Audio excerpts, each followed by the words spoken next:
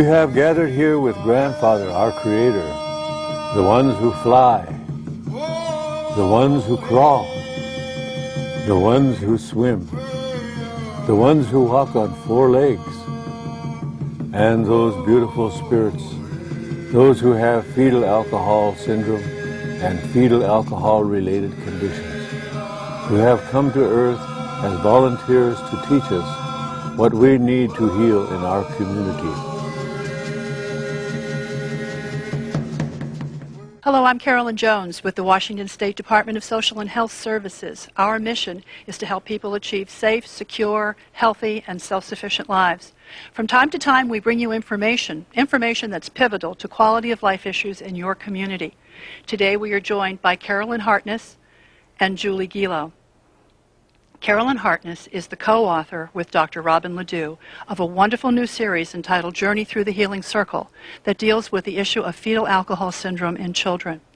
Julie Gilo is a licensed foster parent in Washington State, the mother of 13 children, 8 of which have fetal alcohol syndrome, and she is a family advocate at the University of Washington Fetal Alcohol Syndrome Diagnostic Clinic. We're very pleased to have the expertise of these 2 very, very well-experienced women today, and we would like to welcome them and thank them for their time. Carolyn. Thank you, everyone. And thank you all for joining us on this journey through the Healing Circle, a series of stories about children, families, adults, and communities impacted by alcohol and pregnancy. FAS can affect anyone, and in the long run it affects us all. And remember, FAS is 100% preventable. Success for individuals and families with fetal alcohol syndrome requires all of us to increase our awareness, share information, and create supportive environments. This positive and non-judgmental series of stories is designed to eliminate shame, blame, and guilt. So let's let the animals of the forest share stories about our special ones.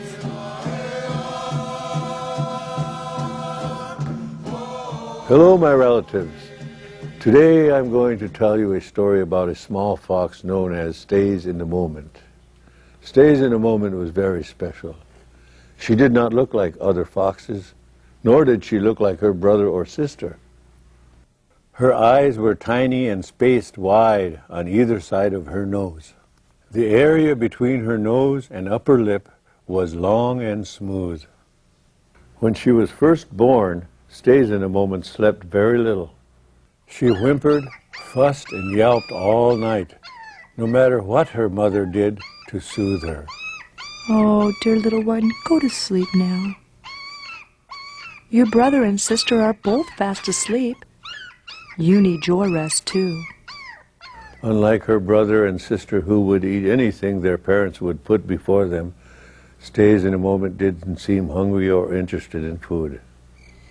Stays in the Moment was a careless fox, often placing herself in danger, forgetting to come when she was called, and wandering out of the den while her parents were out hunting. Many times the little fox lost her way home, narrowly escaping owls' clutches. Although her mother and father told her over and over how to stay safe, Stays in the Moment would forget who was safe, such as lizard, and who was not safe, such as hawk. Stays in the Moment was usually a friendly and happy little fox who wanted to play with all the other animals. But because she did not understand or remember the rules of play, she often had problems.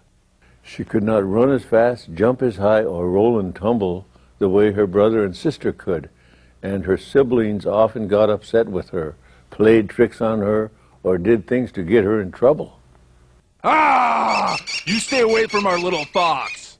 When Stays in the Moment became upset or angry, she tried to tell others, but her yips and yelps, whimpers and barks did not always sound like the language spoken by the other foxes, so her feelings were never understood. Stays in the Moment's parents worried about their daughter. They knew that someday she would have to live out on her own. Every night they prayed to Grandfather, the Creator, for help. One night, while Mother and Father Fox were out on a hunt, Eagle flew low and landed in a tree overhead. At first they were startled because Eagle was not a bird of the night. But when Eagle spoke, they soon understood why she had come.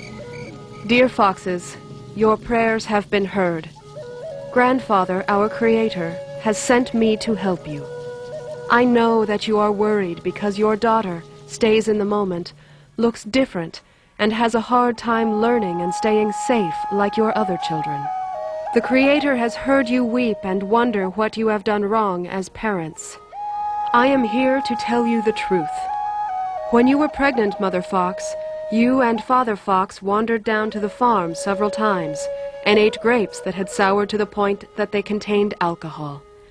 When you, Mother Fox, ate those grapes, the alcohol went into your baby's body and hurt her brain. It is also the reason her face looks different. Her condition is called fetal alcohol syndrome. Your other kits may look or seem fine. However, pay close attention to them too, and watch for any problems they may have learning. Problems such as this we call fetal alcohol-related conditions. Foxes, I can see your fear, but remember, your daughter stays in the moment is a very special soul. We will all work together so that she can live and be as happy and healthy as her sister and brother.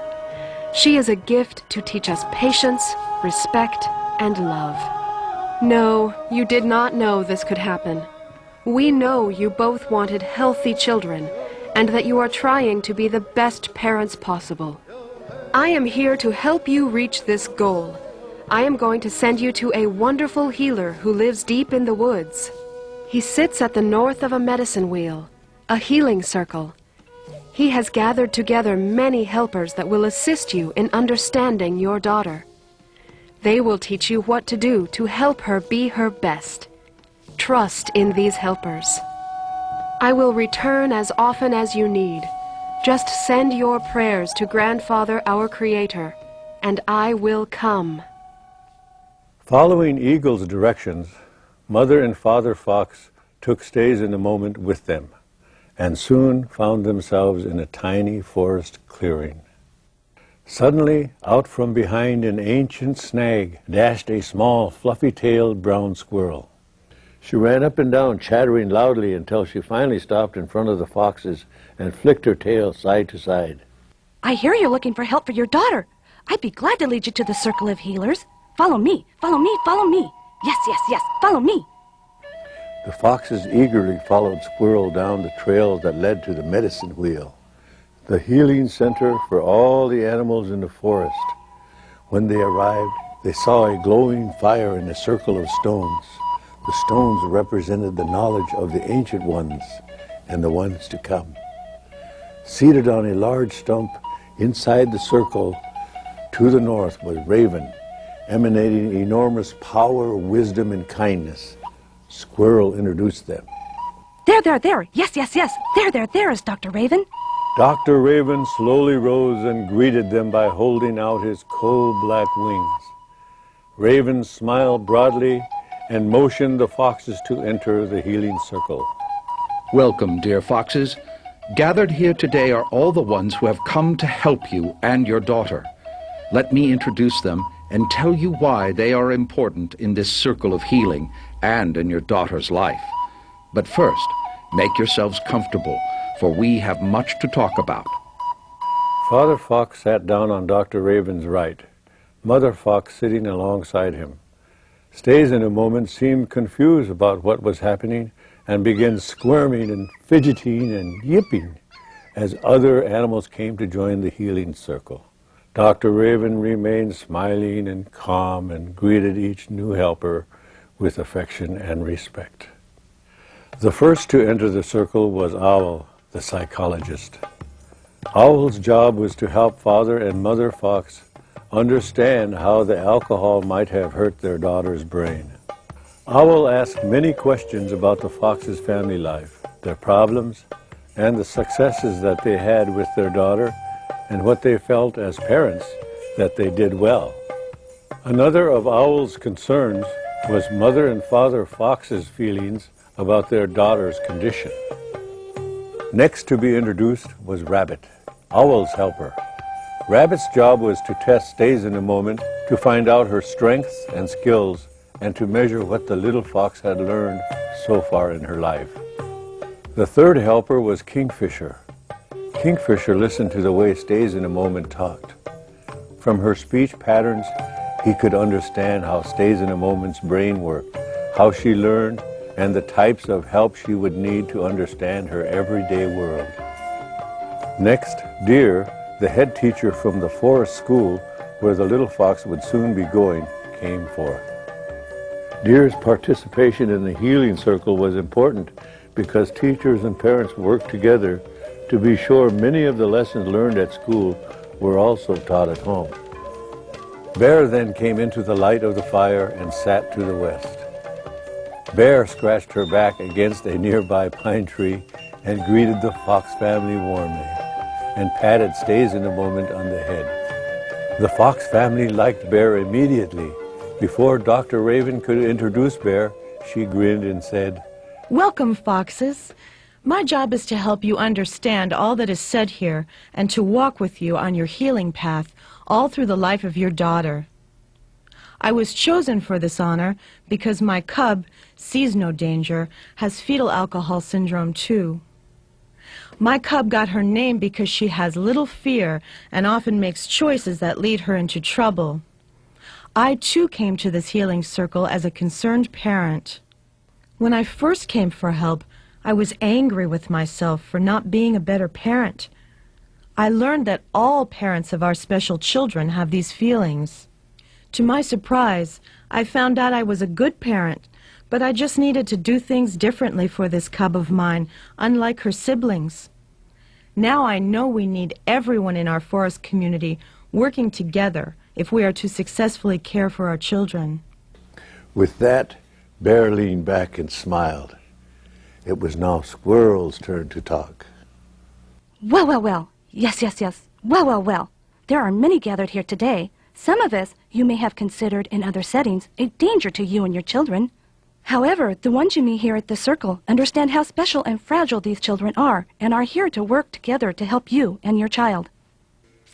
The time in the circle was spent assessing Stays in a Moment's needs and skills and helping the little fox's parents understand that they did not need to blame themselves or feel guilty for the problems their daughter had. Dr. Raven and his team knew that this was often the case when a child was born with fetal alcohol syndrome and fetal alcohol-related conditions. They also knew that parents love their children and want what is best. After all, that is the reason, despite their fears, Mother and Father Fox came to the medicine wheel. As the Fox family stood to leave, Squirrel jumped up. Wait, wait, wait. There is one more helper for you to meet. Bear, please ask him to join us now. Yes, Squirrel.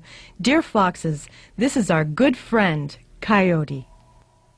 My job is to ensure that the most important part of healthy living is not forgotten.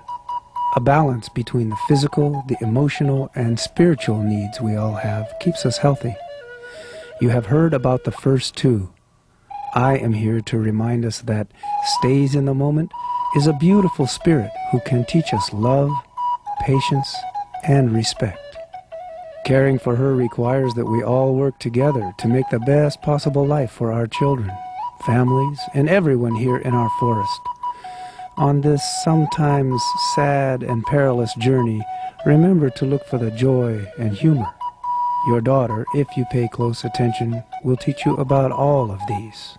With these words, the healing circle ended and the Fox family returned home, their hearts much lighter. But it was not easy. Mother and Father Fox at first were overwhelmed by what they were told, shown, and given to read. It seemed a huge job to make the changes that had been suggested. However, it became clear that in order to ensure the safety of their little fox, it was necessary to practice what they had learned in the healing circle.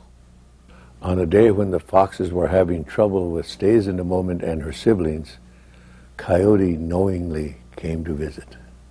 Mother and Father Fox, it is time that you talk to someone else who has been through these struggles. I suggest that you talk to Bear. Her cub sees no danger, has done similar things as your little fox. Bear can help you. While Father Fox talked to his other children about how they had often endangered their sister's life, Mother Fox went to Bear's den for a mother-to-mother talk. Bear listened lovingly and quietly while Mother Fox spoke of her fears, pain, frustration, hope, and love for her daughter. Mother Fox cried as she described how when her little fox was scolded, would whimper with sadness and tell them why she didn't know she did dangerous things. Deep down inside, Stays in the Moment was sad. She wanted to make her parents happy and felt she was a failure. I think we often expect too much of our daughter, as well as too much from ourselves. Stays in the Moment is easily frustrated and irritated, and my other children are often jealous of the attention their sister gets. They trick and they tease her, trying to upset her. Sometimes we're not sure how to balance her special needs with those of our other children. When Mother Fox had finished, Bear asked her what she felt the Fox family had gained from their visit to Dr. Raven and his team at the Healing Circle. Now we see many of her challenging behaviors as expressions of her not understanding the world and what people want her to do. Mother Fox told Bear about some of the new practices she and her mate had begun. One was to bring home as much as they could of what their daughter liked to eat. Another was having all their children eat at the same time every day.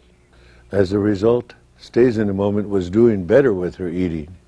Another new teaching method was showing Little Fox how to do it rather than just telling her what to do. Most of all, they celebrated every time Little Fox did something new or was successful. Achievements were measured differently for this special child, and both Mother and Father Fox accepted the fact that this daughter would need their help all her life and would not be as independent as the other children. Bear told Mother Fox how she understood the challenges that she and her mate were experiencing. It is a hard and sometimes lonely journey when your child takes so much time and energy. Having been down that road myself, what I know is that you're heading in the right direction. The most important decision you have made is to ask for help. Bear added that help comes in many forms, not just what is received from the helpers in the medicine wheel, but also in our quiet conversations. Help can come from aunts, uncles, brothers, sisters, cousins, and friends and neighbors. They can all learn to be more patient with our children and show them what they want with actions, not just words. Our entire Forest family can help you and your family as we are taught to do by our Creator. Mother Fox bowed her head in silent thanks.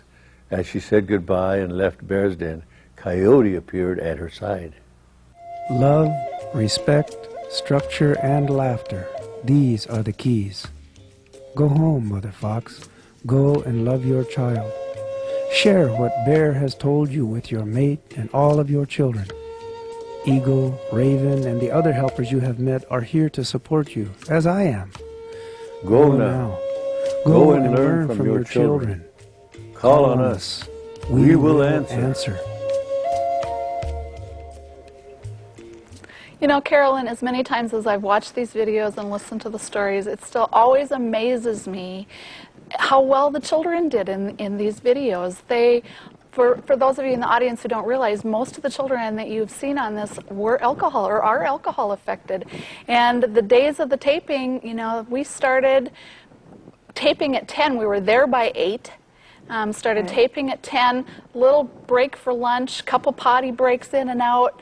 But those kids hung in there with these stories till 8 o'clock at night. It was amazing. And I think it made a big difference because Floyd, who none of them probably knew that he's a famous movie star. He was the chief in Dances with Wolves. He's been on X-Files. Right. You know, was the person that was telling the story. And there was just something about his energy that captured them. It was really beautiful to watch it again. I think that my kids really hit the nail on the head. To him, he is and always will be Grandpa Red Crow. Grandpa Red Crow. Grandpa Red Crow. And that's, you know, they had never met him before the taping that day.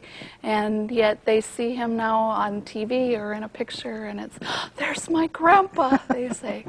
So that's the power of community. It is. It's great. Does anyone have any questions for us about the video? How have children responded to these stories? A great example of that is my son Michael, and after watching specifically this video that you've all just viewed, Michael came to me and he said, you know, Mom, he said, I think I get this now. He said, you know, my birth mom didn't drink because she wanted to hurt me or hurt my brain, but she drank like Mama Fox did because she didn't know any better. And this was coming from a young man, a 13-year-old, who has fetal alcohol syndrome.